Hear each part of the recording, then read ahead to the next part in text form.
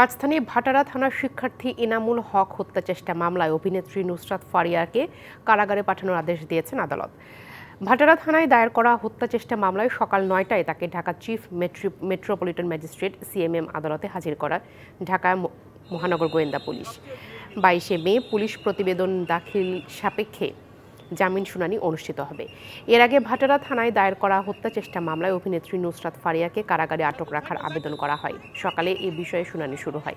এলএমই certified বিশ্বসেরা কপারে তৈরি Walton cables, যা আপনার স্থাপনাকে রাখবে সব সময় নিরাপদ। গতকাল নুসরাত ফারিয়াকে থাইল্যান্ডে যাওয়ার সময় শাহজালাল আন্তর্জাতিক বিমানবন্দরের ইমিগ্রেশন চেকপোস্ট থেকে আটক করে ইমিগ্রেশন পুলিশ।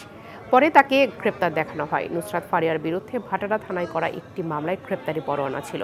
জুলাই গণঅভ্যুত্থানের সময় ওই মামলায় তাকে হত্যা চেষ্টার অভিযোগে আসামি করা হয়।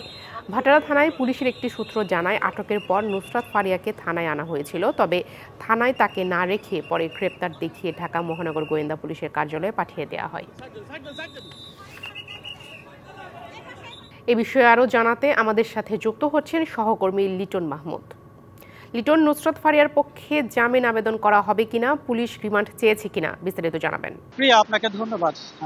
আপনি জানেন যে রাজধানীর ভাটারা থানার শিক্ষার্থী এনামুল হক হত্যা চেষ্টার যে মামলাটি, সেই মামলায় আজকে ঢাকায় চলচ্চিত্রের যে নায়িকা নুসরাত ফারিয়া তাকে আদালতে অল্প কিছু আগে তোলা হয়েছিল এবং সেখানে তাকে গ্রেপ্তার যে বিষয়টি সেটি গ্রেপ্তার দেখিয়েছেন আদালত, এবং সেই মামলায় তার পক্ষে তার যে আইনজীবী রয়েছিলেন তারা কিন্তু জামিনের আবেদন করেছিলেন এবং সেখানে জামিনের আংশিক যে শুনানি সেটি অনুষ্ঠিত হয়েছে।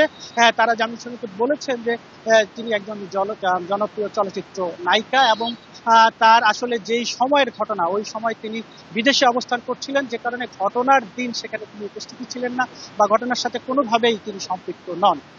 এই সকল বিষয়ে তারা যুক্তি তুলে ধরে তার জামিন আবেদন করেছেন এবং সেখানে তার যে তিনি বিদেশে ছিলেন সেই যে তার পাসপোর্টের যে বহির্গমন এবং আগমন সেই কপিগুলো তারা আদালত,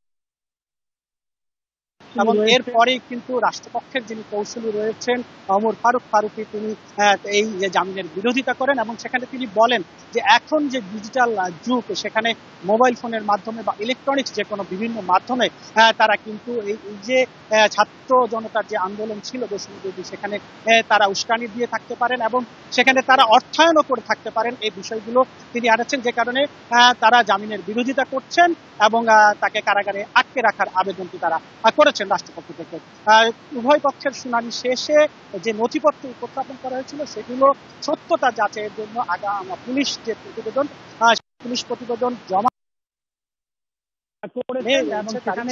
ধার্য তারিখ করেছেন এবং সেখানে 22 মে সেই প্রতিবেদন জমাদান সাপেক্ষে এই যে মামলাটি রয়েছে সেই জামিনের শুনানিটি নুসরাত ফারিয়ার পক্ষে সেদিন অনুষ্ঠিত হবে। যে কারণে ছিল সর্বশেষ তথ্য। ফারিয়া, লিটন, আপনাকে ধন্যবাদ।